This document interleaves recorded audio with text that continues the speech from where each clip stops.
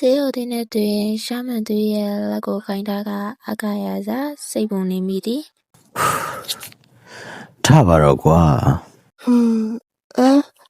ဘယ်ကိုရောက်နေရလဲ တတိယပြီလားမန် ဟာမှန်ရဲ့နေမကောင်းပါဘူးဆိုဘာလို့ထတာလဲဆရာဝန်ခေါ်ပေးမယ်ခဏ ဆိုကပြေးလာဆရာဝန်တော့ခေါ်လေသည် လူနာရဲ့အခြေအနေကတော့နည်းနည်းအနိုင်ဘူးတော့လိုသေးတယ်။ဆင်းတော့ဆင်းလို့ရပါပြီ ဟုတ်ကဲ့ပါဆရာ ထို့တော့ပြောကဆရာဝန်ထွက်သွားသည် မန်ဆေးမော်ဆင်းမလား ဘယ်သူကဆေးရုံပေါ်မှာနေချင်ပါလဲအုံတော့မပါဘူးလား ဟုတ်ပါပြီကွာကိုညနေပြန်ရအောင်အခုပဲစီစဉ်လိုက်ပါမယ်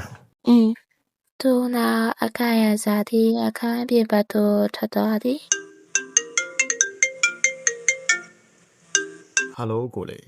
သူတို့ကမင်းအားလား ဘာခိုင်းတာကြည့်လို့လဲကိုလေးအားပါဗျာ